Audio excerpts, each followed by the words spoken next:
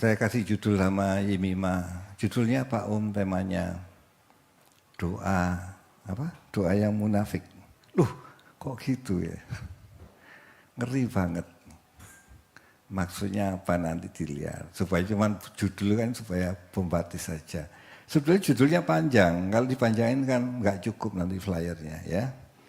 Matius 6 ayat 5 sampai 13. Siapa yang baca? Pak Andoko. Matius 6 ayat 5 sampai 13. Ya. Dan apabila kamu berdoa, janganlah berdoa seperti orang munafik. Mereka suka mengucapkan doanya dengan berdiri dalam rumah-rumah ibadat dan pada tikungan-tikungan jalan raya supaya mereka dilihat orang. Aku berkata kepadamu, sesungguhnya mereka sudah mendapat upahnya. Tetapi jika engkau berdoa, masuklah ke dalam kamarmu, tutuplah pintu dan berdoalah kepada Bapamu yang ada di tempat tersembunyi. Maka Bapamu yang melihat yang tersembunyi akan membalasnya kepadamu. Lagi pula dalam doamu itu janganlah kamu bertele-tele seperti kebiasaan orang yang tidak mengenal Allah. Mereka menyangka bahwa karena banyaknya kata-kata doanya akan dikabulkan. Jadi janganlah kamu seperti mereka, karena Bapamu mengetahui apa yang kamu perlukan sebelum kamu minta kepadanya. Karena itu berdoalah demikian, Bapa kami yang di surga, dikuduskanlah namamu, datanglah kerajaanmu, jadilah kehendakmu di bumi seperti di surga. Berikanlah kami pada hari ini makanan kami yang secukupnya, dan ampunilah kami akan kesalahan kami, seperti kami juga mengampuni orang yang bersalah kepada kami. Dan janganlah membawa kami ke dalam pencobaan, tetapi lepaskanlah kami daripada yang jahat. Karena Engkaulah yang mempunyai kerajaan dan kuasa dan kemuliaan sampai selama-lamanya. Amin. Amin.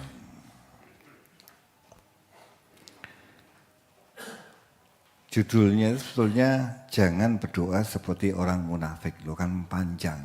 Ya. Jadi nanti flyernya nggak cukup. Ayat 5. Dan apabila kamu berdoa, janganlah berdoa seperti orang munafik. Anda tahu munafik?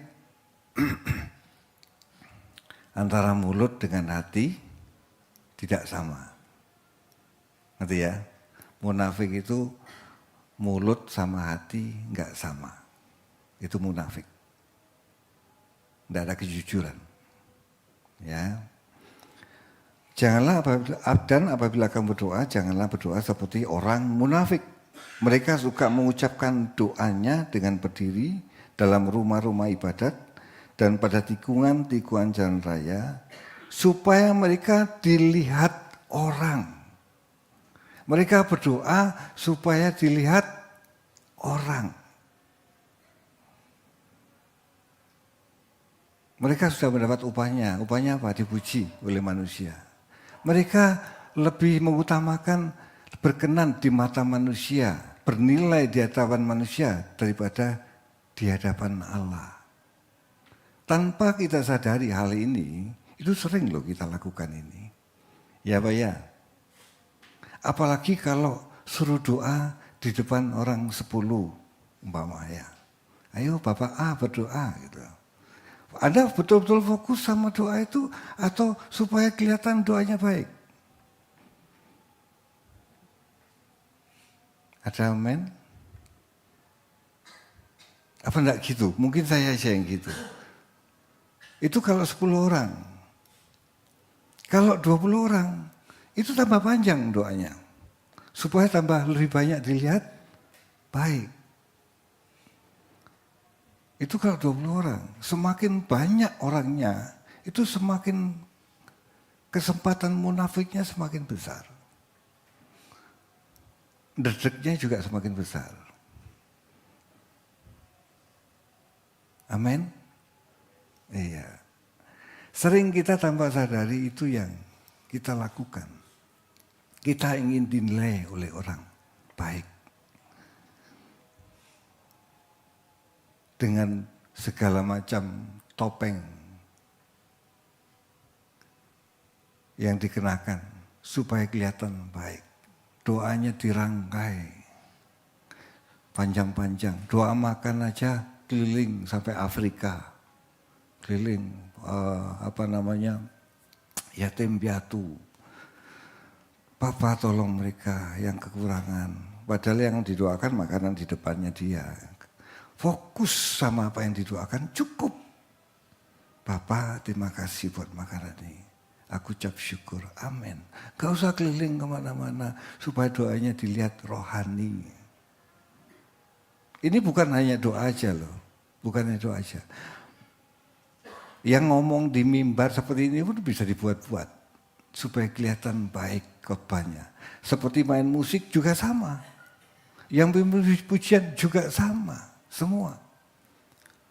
Oh, hanya yang melayani Pak, jemaat pun juga bisa munafik. Nanti kita lihat ya. Mereka sudah mendapat upahnya. Ya ayat 6. Tetapi jika engkau berdoa, masuklah ke dalam kamarmu, tutuplah pintu, dan berdoalah kepada Bapamu yang ada di tempat tersembunyi, maka Bapamu yang melihat yang tersembunyi akan membalas kepadamu. Maksudnya apa Pak? Maksudnya kalau Anda di tempat yang sepi, itu tidak ada yang lihat. Itu nilai ketulusannya tinggi. Ngerti? Orang kalau doa di kamar, tidak ada yang lihat, tulus. Hanya Bapak yang lihat. Dan hanya dia berurusan dengan Bapak. Apakah tidak boleh Pak doa kalau disuruh di depan orang banyak terus kita tidak mau supaya tidak munafik? Bukan itu maksudnya.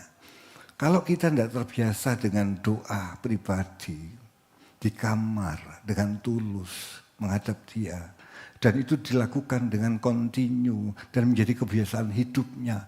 Bahkan yang tidak mengerti cara berdoa sampai mengerti bagaimana berinteraksi dengan Allah.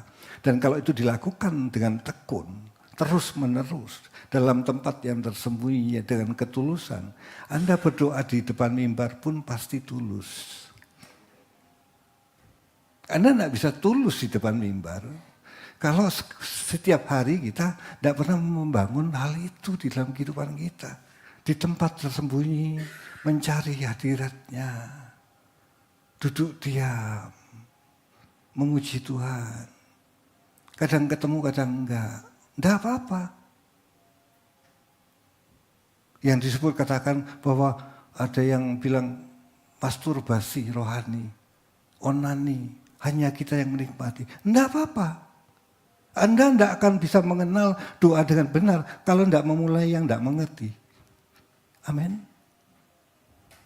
Kalau Anda tidak memulai untuk sesuatu, untuk bisa memulainya, Anda tidak akan tahu. Saya kerja travel tahun 87. Berarti berapa tahun? 13 tambah 25. Berarti 38, hampir 40 tahun. Saya dulu nggak ngerti travel. Bodoh banget. Ditipu sopir, segala macam, dan bla bla bla bla. Nggak ngerti. Oh ternyata paket itu menguntungkan, nggak ngerti. Lama-lama karena dilakoni, lama-lama ngerti sela-selanya. Semakin ngerti, semakin ngerti. Sama. Pak Menlu itu beton awalnya nggak ngerti pasti. Tapi hari ini jauh lebih mengerti. Nangkep? Anda dan saya tidak akan mengerti doa dengan benar. Kalau Anda tidak memulai doa ya dari yang salah itu. Mulai dengan tulus di tempat yang tersembunyi mencari wajah Tuhan. Wajah Tuhan kok dicari. Bukan wajahnya, tapi hadiratnya, kehadirannya. Kalau kita tidak membiasakan diri seperti itu, Anda doa di depan sini tidak akan bisa tulus. Semakin orang mengenal Tuhan, semakin dia berinteraksi dengan Tuhan, maka nilai ketulusan itu semakin meningkat dalam hidupnya. Bahkan dalam tindakan-tindakannya pun dia bisa tulus. Yang tadinya tidak tulus.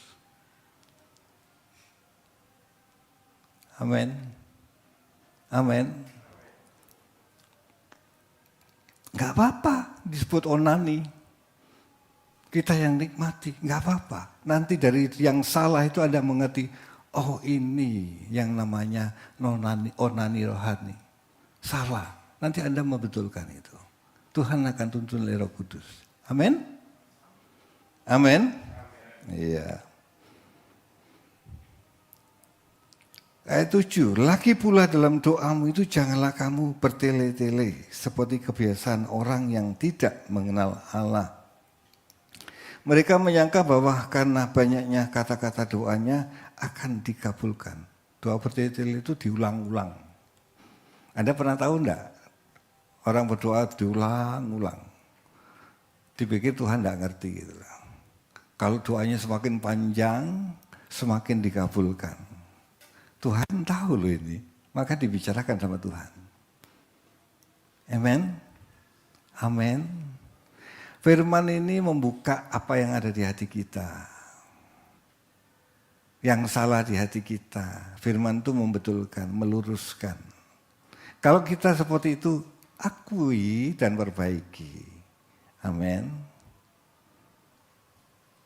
Kayaknya tidur semua ya.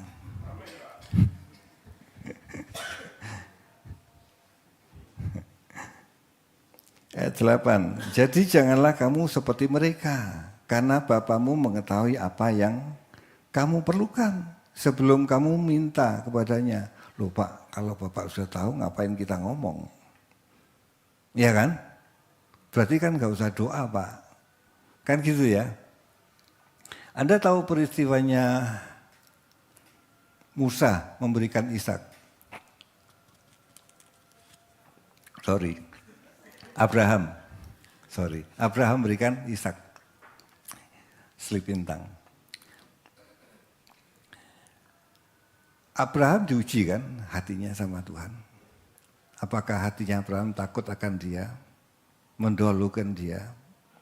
Tapi sebelum Abraham diuji, kira-kira Bapak tahu enggak hatinya Abraham bahwa dia takut akan dia? Tahu. Tapi kenapa Tuhan harus buktikan bahwa Abraham harus buktikan bahwa dia teruji, bahwa dia takut akan Tuhan. Ketika dia mempersembahkan Ishak, dia minta Ishak. Kok yang diminta Ishak, kok tidak hartanya? Itu anak yang dia kasih. Kok tidak Ismail, karena dia yang paling dikasih. Itu anak perjanjian. Waktu diminta, nggak mudah untuk mempersembahkannya.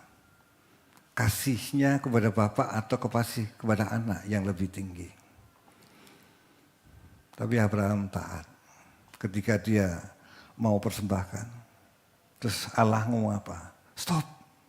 Sekarang aku tahu bahwa hatimu takut akan aku. Perlu pembuktian kan? Ya, sama. Kalau Anda berdoa perlu ngomong. Anda niat minta apa enggak? Amin? Ya.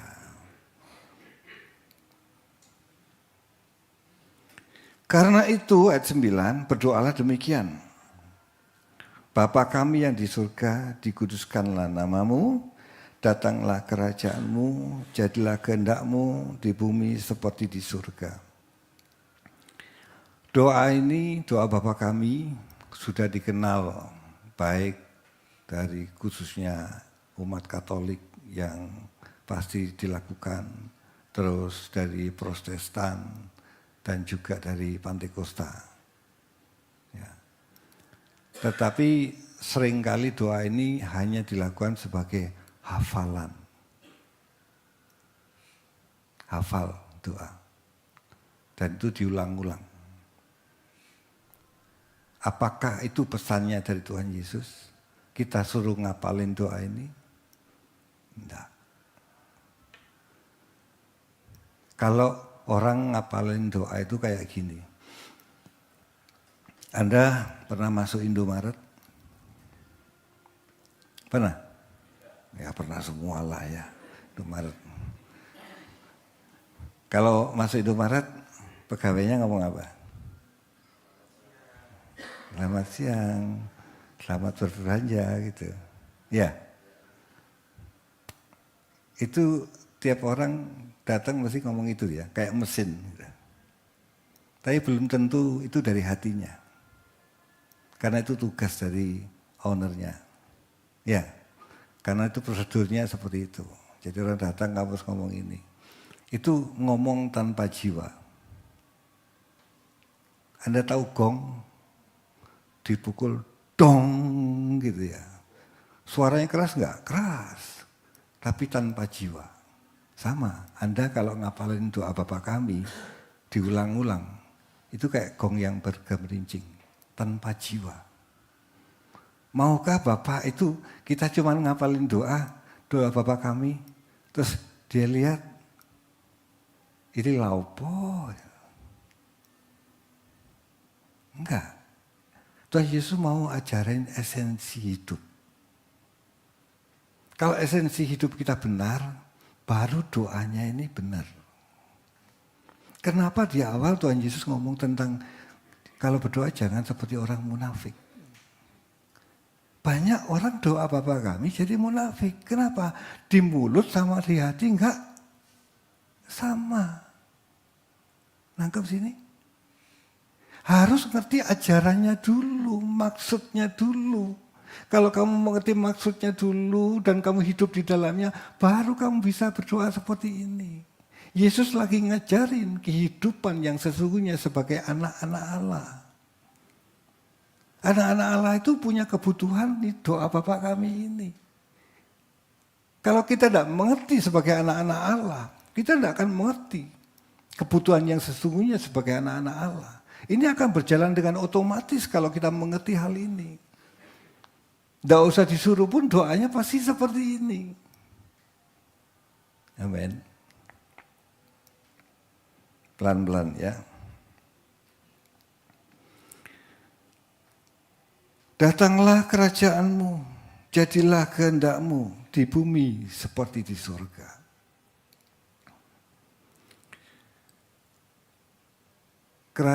Ini orang yang mendambakan kerajaan Allah. Datanglah kerajaan-Mu. Dia kan merindukan kerajaan Allah. Ya. Kalau orang merindukan kerajaan Allah itu, orang dulu gini, kita berpikir dulu berdoa seperti datanglah kerajaan-Mu, jadilah kehendak-Mu. Kita berpikir dulu kan suasana bahagia dalam rumah kita, dalam rumah tangga kita, kerjaan kita, sehat, baik-baik. Ya Pak ya? Ya. Konotasinya kita seperti itu. Bukan Bapak Ibu. Datanglah kerajaan-Mu itu saya mau hidup dalam pemerintahan-Mu, itu maksudnya. Hidup dalam pemerintahan, dalam kerajaan Allah. Itu ada hukumnya, ada jaminan. Dua hal ini. Kalau Anda datang di negara yang sudah makmur, sudah maju budayanya, itu hukumnya ketat. Hukumnya ketat, tapi jaminannya jelas. Orang yang nganggur dalam negara yang maju itu dapat jaminan loh. Dia hidup, dia bisa makan, dia diberi gaji tanpa bekerja. Tapi ada standarnya. Dijamin oleh negara. Tapi hukumnya ketat banget. Kalau umpama satu misal Anda punya rumah terus di depannya itu Anda lagi betulin got, selokan. You know selokan? Ya. Itu Anda lalai mungkin ada yang tidak tertutup ya. Lalai. Terus tiba-tiba ada orang lewat. Entah tetangga Anda atau siapapun. Keblowok. You know keblowok? Ya. Keblowok. Terus sampai patah gitu ya kakinya. Orang itu bisa menuntut Anda loh. Itu di negara sana. Kalau di sini enggak. Di sini matamu nanti. Kalau sana dituntut. Itu hukumnya jelas. Jelas. Tapi jaminannya jelas. Hidup dalam kerajaan Allah, hukumnya jelas. Anda mau hidup di dalam kerajaan Allah itu ada ketundukan kepada Tuhan. Tidak gampang-gampang untuk melukai hatinya. Roh Kudus akan tuntun pasti. Ini orang yang mendambakan hidup dekat dengan Bapaknya. Amin. Amin. Bayangkan orang yang tidak ingin hidup di dalam kerajaannya. Karena hidup dalam kerajaan itu juga nggak mudah. Kalau kerajaan dunia memang sudah tidak mudah, apalagi kerajaan Allah. Itu lebih tidak mudah.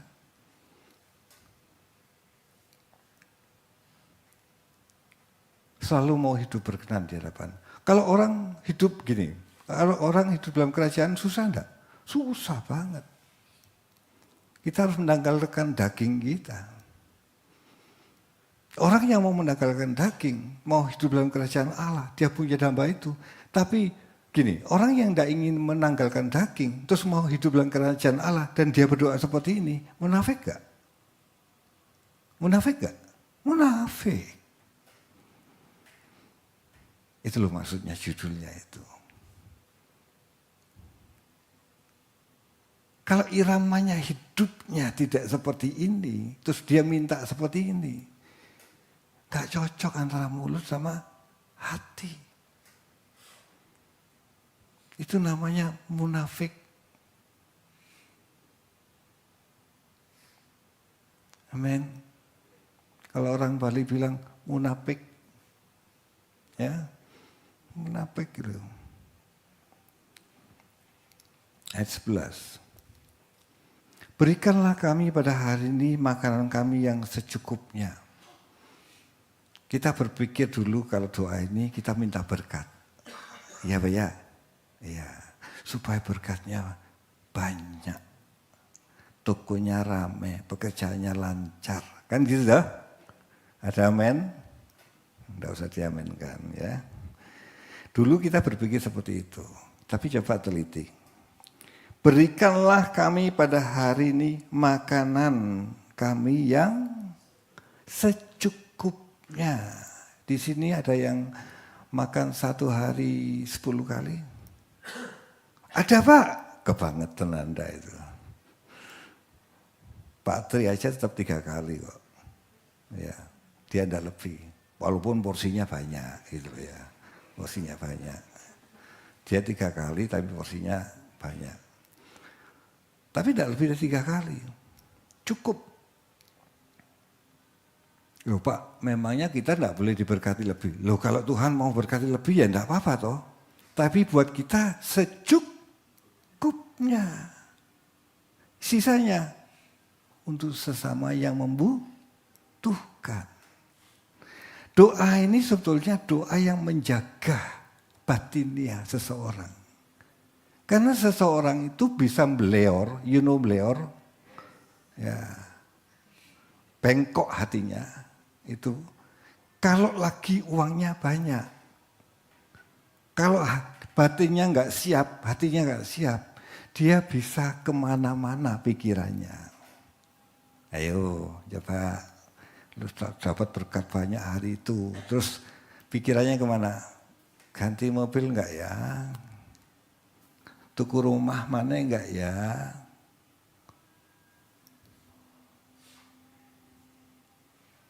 Tuku iki enggak ya? Kemana-mana. Sampai-sampai ya, maaf di sini enggak ada. Sampai-sampai kawin mana enggak ya? Loh, bisa loh mereka. Halo, ini bisa kemana-mana. Tuhan, doa ini doa orang yang ingin hidup kudus di hadapan Allahnya. Dia mau hidup yang terjaga. Tolong Bapak, berikan kami makan hari ini secukupnya. Supaya hatiku terjaga. Selalu fokus kepada Engkau. Bukan kepada yang lain. Kalau hati kita tidak seperti ini, masih kemana-mana hati kita. Terus kita doa, Bapa kami, munafik gak? Halo? Iyalah. Ya kita koreksi bersama-sama. Ini bukan untuk Anda saja, untuk saya juga. Lega saya Pak, ada barengannya. Semua ngalami ini Bapak Ibu. Amin. Berikan kami makan. Kata Rasul Paulus, pakaian makanan cukup. Asal ada pakaian dan makanan cukup.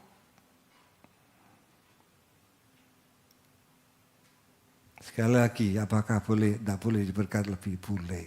Kalau Tuhan berkati lebih, boleh. Tapi bukan itu tujuannya. Amin. Amin. Ya. Dan ampunilah ayat 12, dan ampunilah kami akan kesalahan kami, seperti kami juga mengampuni orang yang bersalah kepada kami.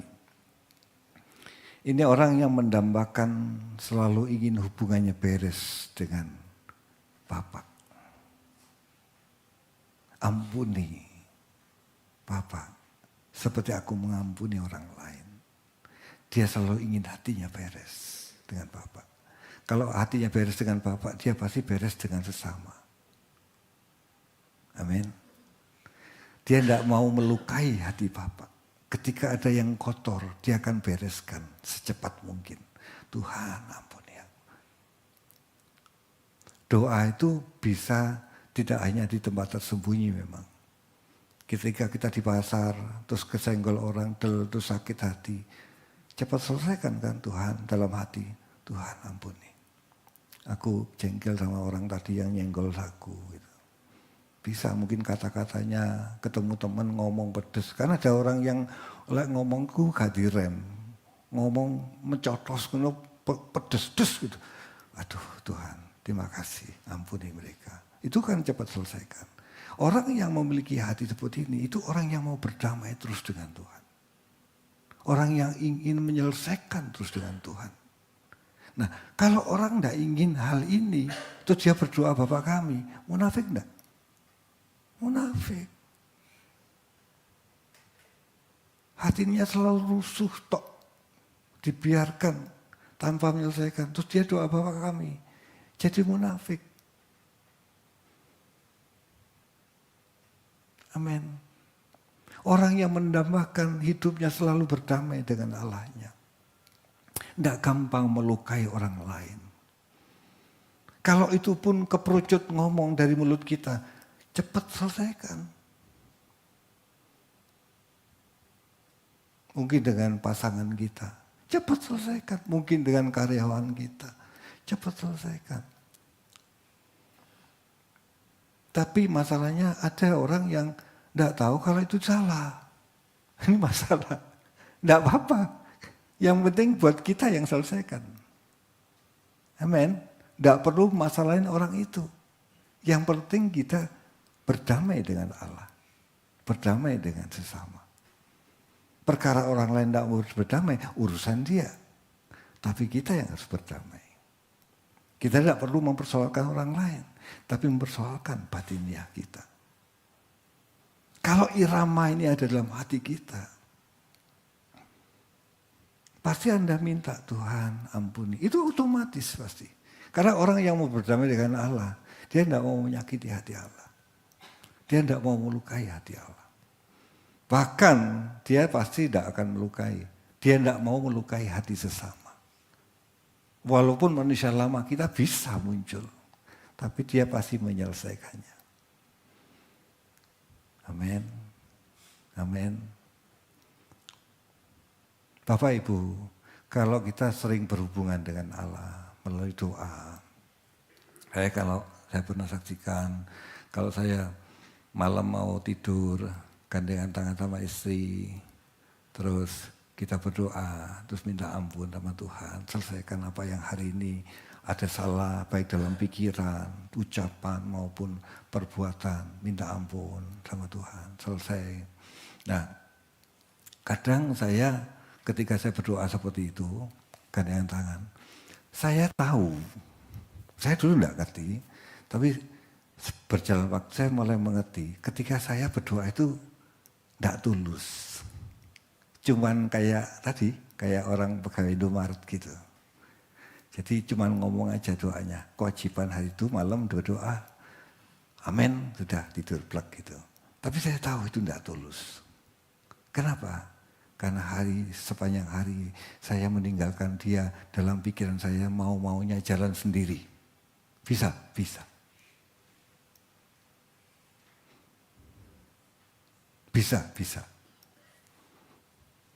Terus gimana Pak? Jalani aja.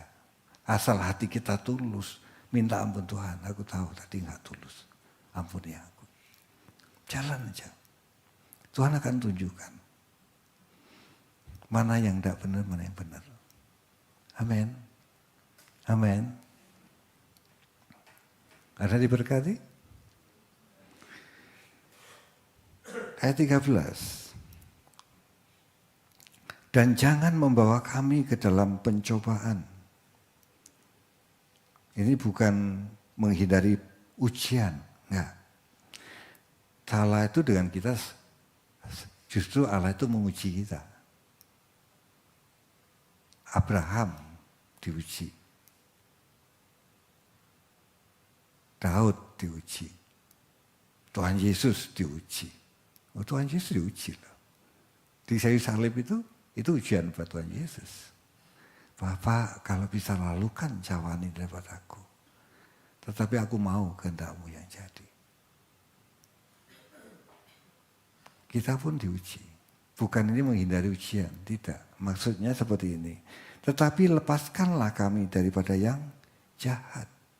Yang jahat itu di mana Pak? Kalau setan itu pasti jahat.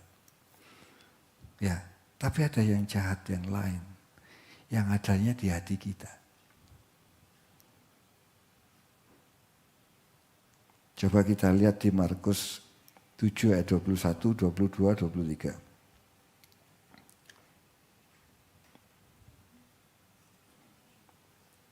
Markus 7 Ya. ayat 21 sampai 23. Ya.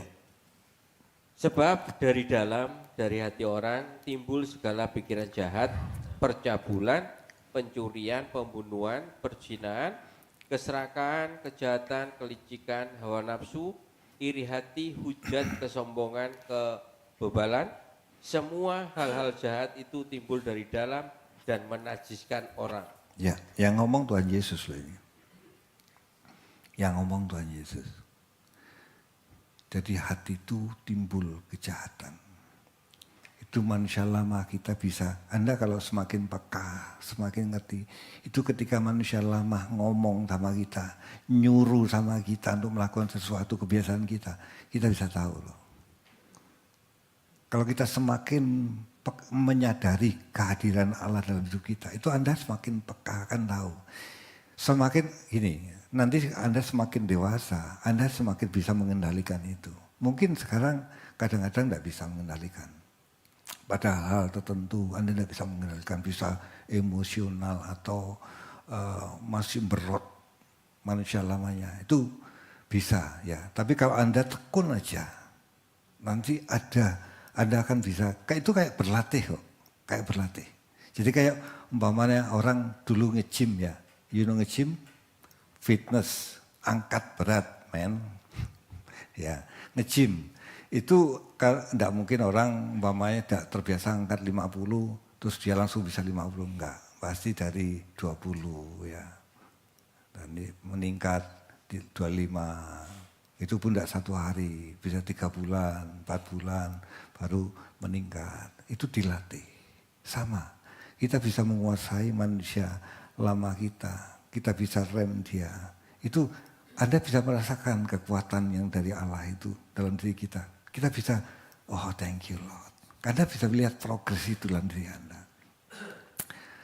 Nah orang-orang yang ingin supaya dia ngomong hindarkan aku dari kejahatan itu maksudnya seperti itu. Karena ini sesaat bisa muncul tanpa orang lain tahu. Hanya orang itu yang tahu. Amin. Oh iya, jangan dipikir kalau sudah khotbah seperti ini terus, enggak bisa mata keranjang. Jangan dipikir, itu bisa muncul.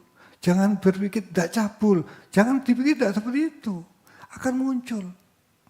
Tapi apakah kita punya kekuatan untuk menguasai itu? Kalau kita bergaul dengan kebenaran, bergaul dengan Allah, dengan doa, berdoa, Anda akan menemukan itu.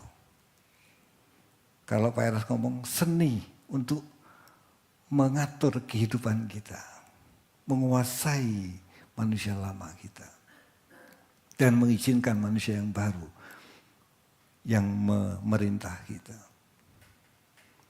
Amin. Amin. Lepaskanlah kami daripada yang jahat. Ini orang yang ingin selalu hidup dalam kesucian Allah. Tidak menyakiti Allah. Selalu ingin berdamai dengan Allah. Irama ini menjadi irama hidupnya. Maka doanya seperti ini. Bapak Ibu, kalau orang itu dapat masalah besar, terus dia berdoa, tulus enggak doanya? Tulus enggak doanya? Dia dalam tekanan, tulus enggak doanya? Lebih banyak tulus pasti. Pasti doanya, Tuhan tolong masalahku ini Tuhan. Umpama sakit berat, kanker, enggak bisa. Tuhan tolong. Atau ekonomi, dia harus bayar hutang hari itu, dia enggak bisa. Tuhan tolong aku. Dia pasti tulus. Seharusnya doa Bapa kami seperti itu. Ketulusannya. Menjadi kebutuhan benar-benar dalam hidupnya akan kerajaan Allah. Akan berdamai dengan dia. Hidup di dalam penjagaan Allah. Kalau dia minta, berikan kami makanan hari secukupnya. Itu minta penjagaan Allah. Supaya batinnya itu tidak mudah lepas dari dia. Nah, orang yang memiliki irama ini dalam hidupnya, pasti doanya doa Bapa kami. Seharusnya. Amin. Jadi tidak munafik. Ini dampaknya ke hidup yang lain. Iya. Jadi tidak munafik. Apa adanya. Hidup tidak dibuat-buat. Yang dikejar bernilai di hadapan Allah, bukan di hadapan manusia. Bukannya kita sembarangan di hadapan manusia, enggak juga. Tapi dengan ketulusan, tidak pura-pura. Amin. Anda dapat sesuatu? Tuhan Yesus mengajarkan doa Bapa kami ini supaya kita memiliki ketulusan di hadapan Bapa. Suatu kebutuhan yang hakiki bagi seorang anak-anak Allah. Orang yang ingin menjadi anak-anak Allah, irama hidup ini harus ada dalam hidupnya. Sehingga dia berdoa seperti ini. Maunya Tuhan Yesus itu. Kalau Pak Eras bilang bahwa ini bukan konsep doa bukan, tapi konsep kehidupan. Ini bukan konsep doa sebenarnya, tapi konsep kehidupan. Tapi kalau konsep kehidupannya itu seperti ini, irama itu seperti ini, maka dia akan berdoa seperti ini. Dengan ketulusan. Amin. Cukup ya. Kok Pak, masih pagi Pak. Kok sudah selesai? Lah bahannya habis sih. Lah bahannya habis. Mau ngomong apa lagi?